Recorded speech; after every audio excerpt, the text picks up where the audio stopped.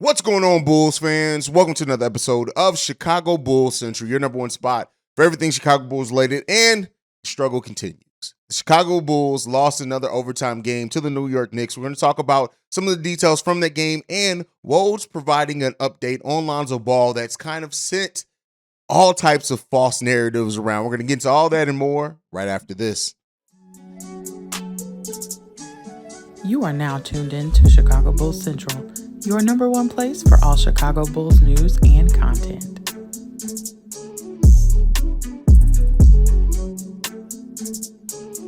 All right, Bulls fans. So if you weren't around for the post-game show last night, it's simple. The Bulls got their ass kicked. And, while they did compete down the stretch of the game for sure, right? Even so much as almost winning the game on a lob pass in fourth quarter in regulation that I do think Patrick Williams got fouled on and he should have been going to the free throw line. My opinion, again, not everybody's going to share that. That's my personal opinion on that. But the Bulls did lose another game in overtime, another close game to a team that is one of the worst shooting teams in the NBA, and we let them have a career night, a huge night shooting, 54% from the field, 32% from.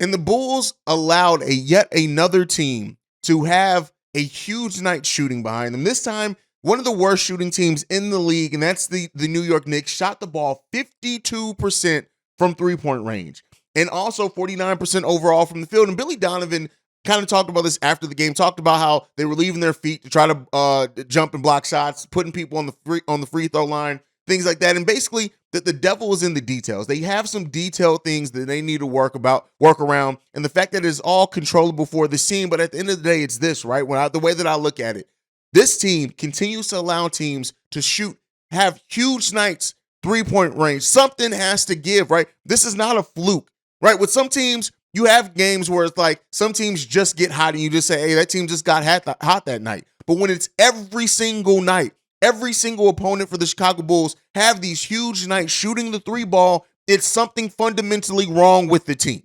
Just period. It's something fundamentally wrong. When you make the same mistake every single time, there's something fundamentally wrong, whether it be the defensive scheme, whether it be the mindset of the players, whether it be the execution, whatever it is. There's something that's seriously going on that this team allows the shooting nights that they do. And that's almost it's hard to beat a team when you're shooting terribly yourself, but allowing teams to go off from behind the three-point line. It's always going to be difficult for the Bulls as long as they're doing that. Then on top of that, the Bulls got their asses kicked in the rebounding battle, being out-rebounded by 17. Now, some would say, oh, well, Drummond should have played more. He did. Drummond played like cheeks this whole entire game. You can't take away from that. Anybody who goes right to Drummond should have played more, I need you to watch the game. Drummond played like cheeks most of this game. Would I like to see Drummond more towards the 15, 16, 18 minutes per game? Absolutely. But when he's effectively hurting the team, it's going to be a different story. Derrick Jones Jr. in this game did not have the impact that we've come to expect over the last handful of games from Derrick Jones Jr. either. One of those players in Billy Donovan's post conference, you talk about players leaving their feet to try to attempt blocks. Derrick Jones Jr. was almost Tyrese Thomas out there tonight. If you winked at him enough, he was in the air. You got him in the air. So again, that's not to crap on Derrick Jones Jr.'s season as a whole, because I do think he's been giving the Bulls some really good minutes, and he even did some things off the ball and defensively in this game as well. But the amount of times that you saw Derrick Jones Jr. in the air, it's ridiculous. And he didn't get any blocks. Well, he got one block on this game. But, with that being said, too, like, Vooch had a good game. And I know some Bulls fans are going to go to blaming Vooch, but he was 9 of 16 from the field, 19 points, 7 rebounds, 5 assists, 2 blocks from Nikola Vucevic. Vooch played good tonight. DeMar DeRozan and Zach LaVine.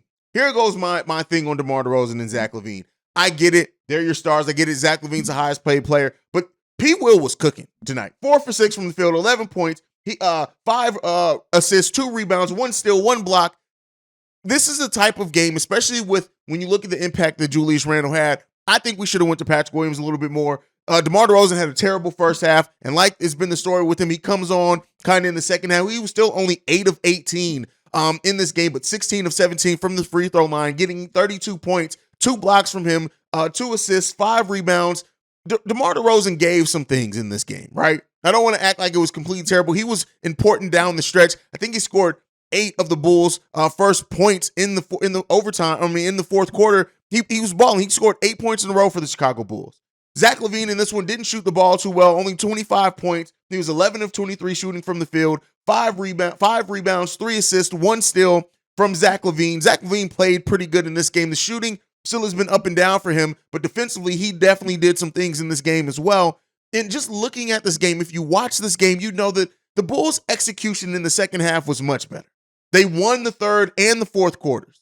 They lost the first quarter only by 1 point, but lost the second quarter by 8 points.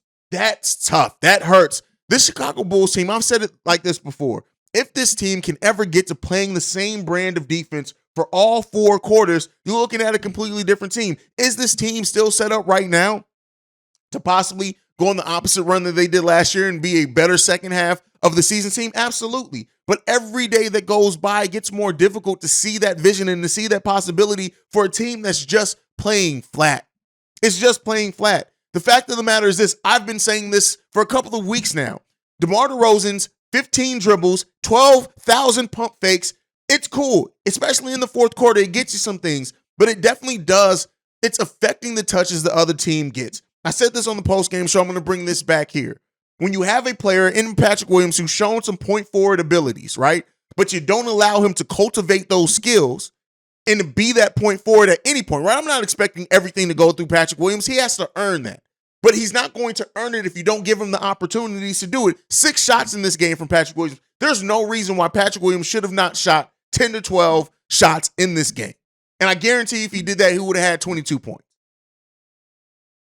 Patrick Williams, the development of him, that's one of the biggest question marks I have right now for this coaching staff and the front office. The front office bet on continuity. Part of that bet on continuity was absolutely seeing the development in the players and hoping that one of them takes a leap. You don't put the ball in Io's hands as a point guard. You don't put the ball in Patrick Williams' hands as a potential point forward. How are we developing these players then, right? Now, that's a story for another day, maybe a story for another video. But when you look at the way that the Bulls are losing this game, they keep finding ways to lose. They keep finding ways, and usually the devil's in that first half of the game. If you always look with the Chicago Bulls, if they play better basketball in the first half with the way that they do play in the second half, some of these games are going to turn into wins. And already, yes, some of these games were close. There were some bad calls. The Bulls could easily right now, with some things going a different way right now, be almost a reverse record. They could be 16-11 right now. But the fact of the matter is we can keep talking about woulda, coulda, shoulda, what could have happened. It's not happening. And that's the biggest issue for the Chicago Bulls team is the struggles of this team. They are not great at any one thing. None. Now, Kobe White, I do want to also acknowledge Kobe White, who had probably his most complete game as a pro. And I mean, yeah, he's had bigger scoring nights, but what he did defensively, what he did passing, what he did putting the ball on the floor tonight was, and you have to watch it, it's not going to come out at you through the stat sheet. You have to really watch this game to understand how Kobe White really showed a lot of growth in this game. One of only, I think, 2 Bulls, him and Javonte Green were the only 2 Bulls that had positive plus minuses in this game. Kobe White, 12 points, 5 for 8, shooting overall from the field, 2 for 4 from three-point range, 4 rebounds, 2 assists, only 1 turnover from Kobe White. Kobe White played a good game. Javonte Green, to a much lesser extent, only 10 minutes from Javonte Green. He was 2 for 3 from the field, 3 rebounds, 1 block, a positive plus minus of +5, and he scored 6 points. But the fact of the matter still lies with this Bulls team is this. Until this team figures out an identity, that identity that they were supposed to be using training camp to build, until they figure out a sustained level of play, it's going to be a lot of struggles night in and night out for the Chicago Bulls. Now, they're going to win some of those games that they even struggle in because they're a good enough team to do that. But as we look for that being sustained over the course of the season, there's so many of you guys that hold out hope, and I understand it. I'm right there with you that this team could be similar to what the Boston Celtics did last season as far as being a much better second half team than what they've been so far to start this season. But at some point, it's just not going to happen. At some point, you have to look at this team and say, it's not going to happen for this team. There are parts of this team, the parts of this team are good individually when you look at them on paper. Vooch is still a top 10 center in this league, probably more like top 8 at this point, but he definitely is still that. But until you find the right combination or the right offense to get the best out of everybody and to get everybody involved, listen, The Bulls offense is a 2005 offense. We know that. It's 2022. This offense is super predictable by the way that it's always going to be difficult in close games because guess what? When the going gets tough, the Bulls get predictable. And so the way to overcome that is by simply involving everybody, varying your offense, getting everybody involved in that offense, getting everybody touches and shots.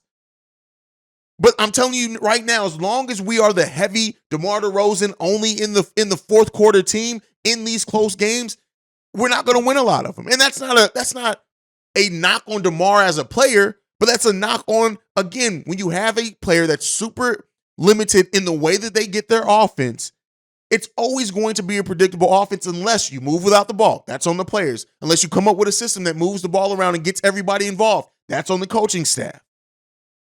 Something has to happen. And while I still do not think a major trade is happening as far as like a full blow it up type scenario, it may be coming to where a trade is going to eventually be needed just to bring some different energy to this team, to bring a different. But then again, as I said yesterday in the postgame show, when people, I think it may have been the halftime hangout, where people were asking, what about the Kuzma trade?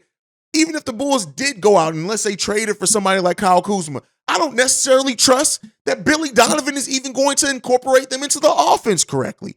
The issues with the Chicago Bulls team is so multi-layered. It's not just Zach LaVine. It's not just Vooch. It's not just DeMar. It's not just the coaching staff. It's not just the front office. It's so many combinations of so many other things, and that's what makes it so hard to see the light or any light at the end of the tunnel for the Chicago Bulls team. Now, again, the season's not all over. Nobody's saying, well, some people are saying that. I'm not saying that, though, right? 27 games into the season, there's still more than enough time to turn it around.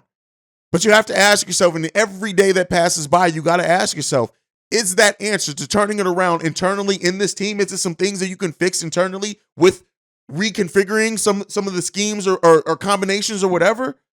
Or is it that you have to make a trade to find a better fit, right? Is it just that? Sometimes it's not always having the best talent, right? Sometimes it's how that talent fits together.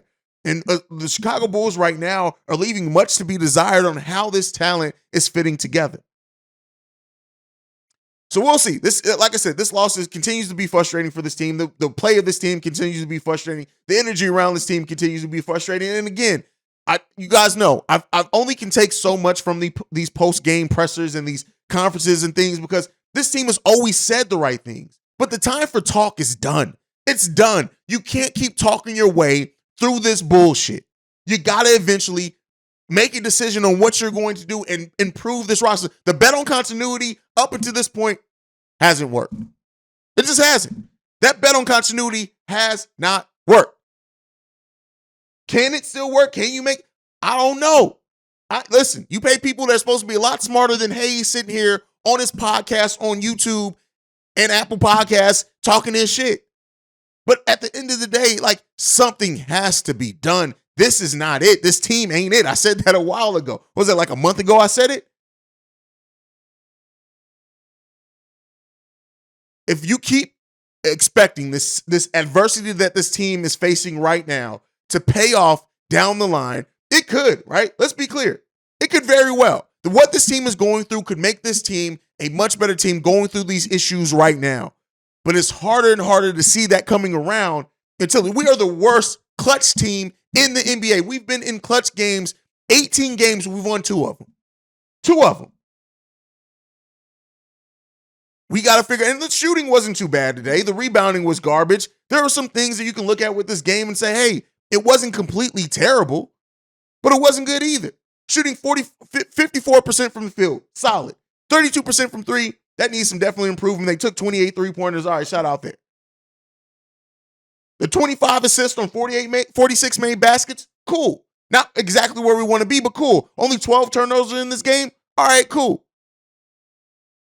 This team has to figure something out because this is not doing it. Now, one thing that I do want to talk about before we go is something that came out right before the game, and that is Woj saying this, direct quote, there are no guarantees that Lonzo Ball plays at all this season. He's rehabbing that knee now, and he's still feeling some pain. Now, what this turned into is a lot of other websites reporting that Lonzo Ball is going to miss this season. That is not necessarily the fact of the matter. Now, he could very well. I told you guys, the way that I see it, every day that goes by that we don't have a firm update and timeline for Lonzo Ball, you got to understand that makes it more likely he's not going to play at all this season. But for those that are kind of worrying it, those that have seen it, those have seen that other content creators, other websites have now taken this and said and ran with it that, oh, Lonzo Ball is done for the season. That's not what Woj was saying. But the concerns are definitely there. Like he said, there are no guarantees that he plays this season. But it was not a report that Lonzo was definitely done for the season. But like I've been telling you guys this before, and this is my thought on it. We can't keep waiting on somebody who's been out of basketball for a year. You can't wait on them to come and save your team. I get it that there's the mindset of how much he does on this team and how much it improves his team. But the fact of the matter is, you can't bet on him to come right back and be able to do those things at the level he was doing it after being out of basketball for a year. So practice some patience. It's going to take some time. Even if they were to say Lonzo Ball's back at the beginning of February, if they were just to say, announce that now, the good thing about that is getting Lonzo Ball back, getting him some reps, doing some things like that. But do not expect Lonzo Ball to come back and save this Bulls season. This season is not one player can save this. The team coming together, those aspects that we talked about before, coming together can definitely help this team. But Lonzo Ball isn't walking through that door anytime soon. And even if he did, right, that's the thing. It's not turning this Bulls season around all in of itself. Is the phrase that I'm looking for. So this team, yeah, listen, I get it, and I get the excitement. I want to see Lonzo Ball back badly as well. But it's listen, I tell you guys, every single day that passes by, that chance becomes less and less likely. But yeah, I'm sorry. I know this episode became very ranty. I love you guys, man. I'll probably drop another episode today being more. I'm frustrated. We lost to the damn Knickerbockers. The Knickerbockers is who we lost this game to. That's crazy, man. That's wild. But that's it for me for today. Make sure you follow the show at Bulls Central Pod. You can send us any feedback, questions, comments, concerns, bullcentralpod@gmail.com. Lastly, if you want to leave a text and or voicemail for our mailbag episodes, the number to do so, 773-270-2799. We are the number one spot for everything Chicago Bulls related because of you guys. And like I like to end every episode on, go Bulls. Love you guys. See red as much as you can. And peace, y'all. This has been a presentation of the Break Media.